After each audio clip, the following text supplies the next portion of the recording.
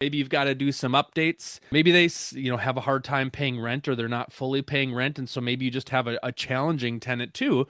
Well, you're losing 50% of your income. And instead, if you buy a property, we've bought some 20, 30 unit properties. If you've got 30 units, you could have two, three, four people that are either transitioning in or out, not necessarily just tenants that aren't paying, because we find that most of our tenants do pay. They might get a little bit behind, but they get caught up. But then life happens, right? You've got people that are moving elsewhere. As much as we can be the perfect landlord, we know that nobody's lived in that exact same apartment for their entire life. We do have people that live there 5, 10, 20, 30 years. However, people are going to move and that's going to happen. So turnover is natural.